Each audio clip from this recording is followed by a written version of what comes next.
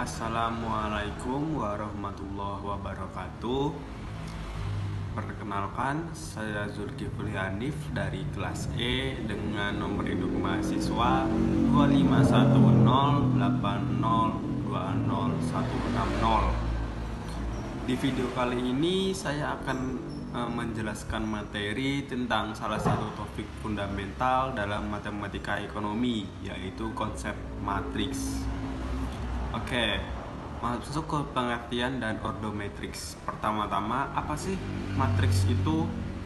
Dalam bahasa sederhana, matriks adalah susunan angka, variabel, atau parameter yang diatur dalam bentuk baris dan kolom. Susunan ini membentuk pola persegi atau persegi panjang. Satu hal yang penting untuk dikenali dari sebuah matriks adalah ordo atau ukurannya. Ordo ditulis dengan format M kali N, di mana M mewakili jumlah baris yang mendatar atau horizontal dan N mewakili jumlah kolom yang menurun atau vertikal. Untuk penulisannya, nama matriks selalu menggunakan huruf kapital, sedangkan elemen di dalamnya menggunakan huruf kecil. Jenis-jenis matriks. Matriks memiliki beberapa bentuk yang perlu kita pahami. Yang pertama, ada matriks baris atau kolom yang wujudnya hanya berupa satu garis lurus. Yang kedua, ada matriks persegi, yaitu matriks yang jumlah baris dan kolomnya sama persis. Bentuk ini adalah syarat wajib jika kita ingin mencari determinan nantinya. Yang ketiga, ada matriks identitas yang disimbolkan dengan huruf I. Matriks ini sangat unik karena fungsinya sama seperti angka 1 dalam perkalian biasa. Dan yang terakhir ada matriks 0, di mana semua elemennya tidak bernilai. Masuk ke slide penjumlahan dan pengurangan. Kita masuk ke operasi hitung matriks untuk penjumlahan dan pengurangan. Aturan mainnya harus kedua matriks ini harus memiliki ordo yang persis, harus memiliki ordo yang sama. Kalau 3 kali 3 ya sama 3 kali 3 contohnya. Jika ordonya udah sama, cara menghitungnya itu sangat mudah. Kita hanya perlu menjumlahkan atau mengurangkan angka-angka yang letaknya posisi atau seletak pada operasi ini. Sifat komutatif dan asosiatif berlaku ketika penjumlahan dan pengurangan. Next, lanjut ke perkalian matriks. Berbeda dengan penjumlahan dan pengurangan, perkalian matriks sedikit lebih kompleks, lebih menantang. Jika kita ingin mengalihkan matriks dengan skalar atau angka biasa, kita cukup mengalihkan angka tersebut ke seluruh elemen di dalam matriks. Namun untuk perkalian antar matriks, syaratnya adalah jumlah kolom pada matriks pertama harus sama dengan jumlah matriks pada baris yang kedua. Cara menghitungnya menggunakan prinsip baris dikali kolom.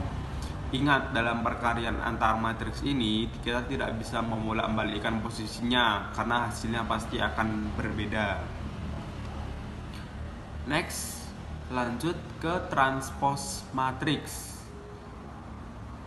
Operasi ini pada dasarnya adalah proses rotasi letak elemen. Artinya kita mengubah susunan yang awalnya mendatar itu sebagai baris secara horizontal menjadi menurun sebagai kolom. Yang tadinya horizontal kita ubah jadi vertikal, yang tadinya baris kita ubah jadi kolom.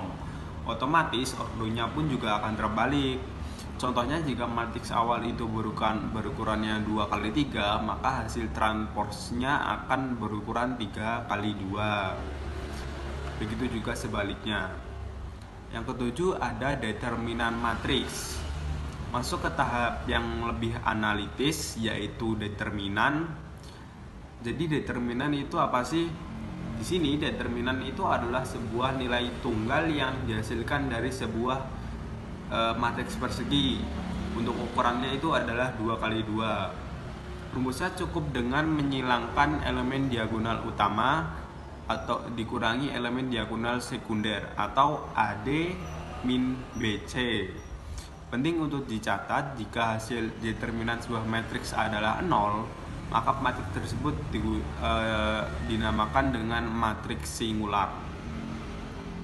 Yang kedua, slide selanjutnya ada inverse matrix.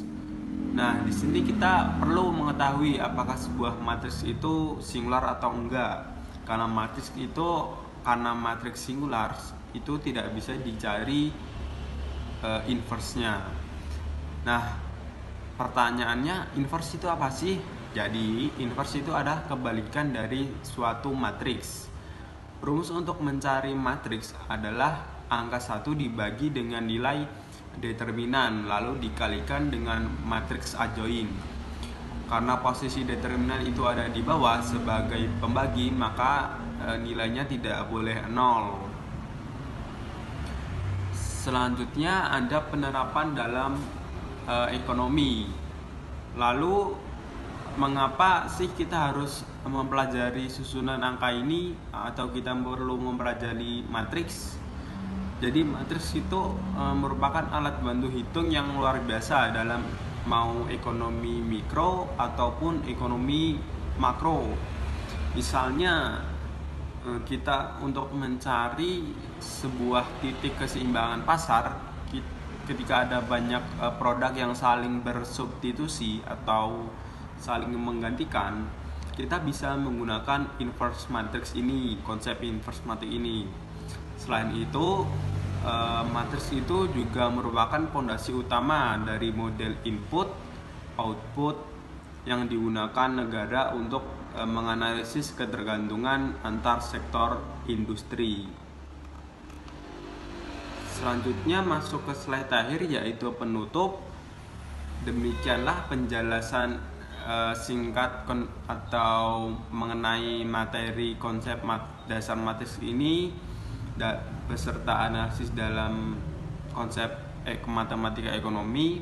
Semoga pemaparan kali ini bisa menjadi landasan yang kuat bagi kita untuk memahami model-model matematika ekonomi yang lebih kompleks ke depannya. Saya Zulkifli Hanif, untuk kurang lebihnya mohon maaf.